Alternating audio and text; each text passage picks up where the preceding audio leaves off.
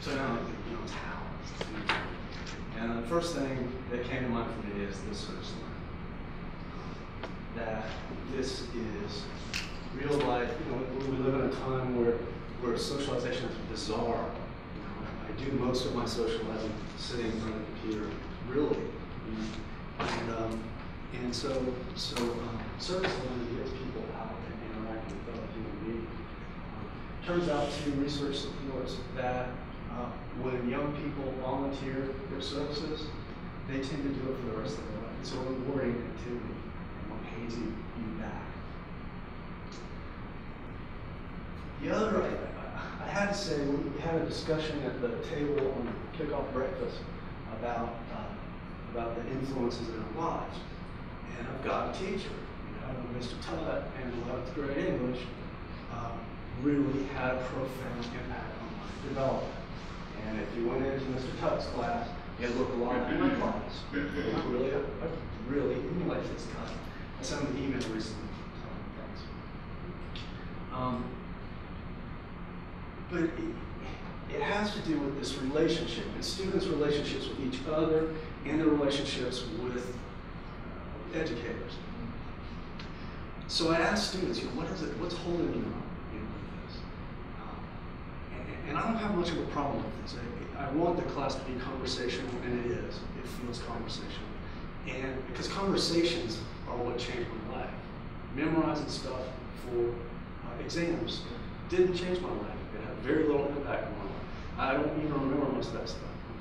But the conversations I had, that changed me. That interactive. So this relationship, I think it's easy to stand up, and I love lecturing. And it's easy for me to stand up and lecture to the class. Very easy. It's not much of a relationship. It's kind of like watching TV. And what you find is they start talking to each other as if you were on TV.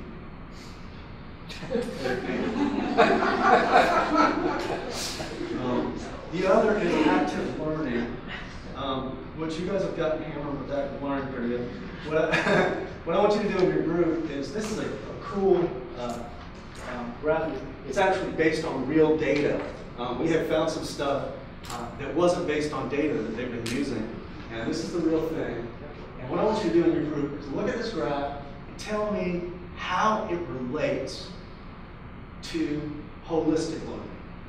This is active learning. How does it relate to holistic learning? That's tough. What's the question? How it relates to the holistic approach? Yes. How can this information relate to the holistic approach we've been talking about? The meaning, identity, purpose. Well, if you look at the four that are like the highest, then you're looking at engagement. You're looking at beyond self. Yeah, you are. You're looking at relationship. It's not a discussion, it's relationships. Practice by doing in relation, not necessarily. Could be. Teaching others is definitely giving back. Yeah. And it's the heaviest hitter on the board. All right.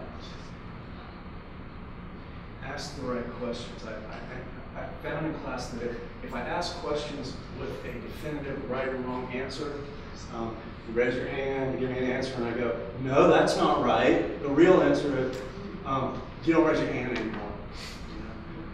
So I'm much more interested in exploring the answer than I am in getting a correct answer. Have y'all heard my spiel on Francis Galton?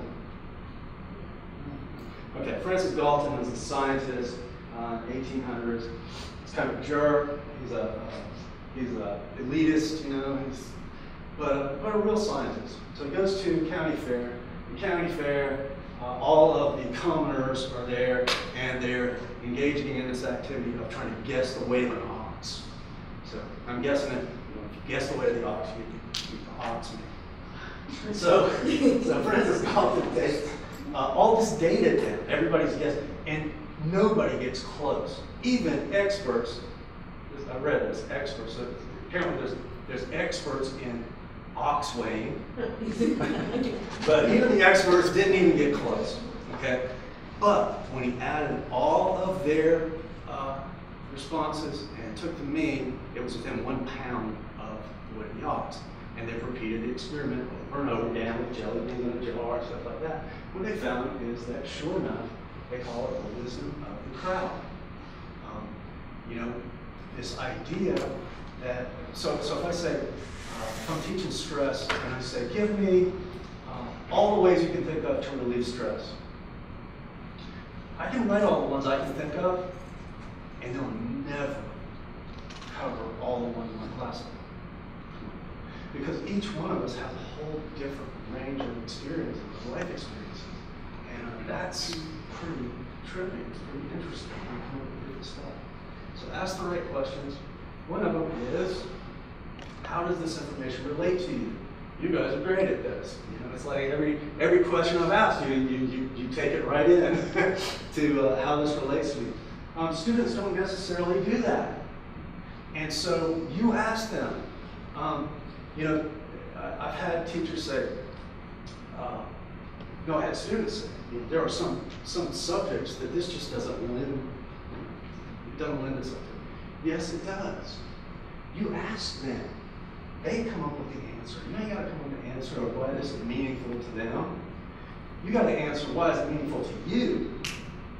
And in your relationship with your students, that clicks. But ask them the question. I have an assignment where I give them a video or an article or something like that. They have to write a 5-paragraph essay. And a 5-paragraph essay is, how does this relate to you? Well, I'll tell you this stuff. What kind of insights did you get? We've already done that one. How could you use this information to be a better person? Let's do that one. Go ahead and use groups.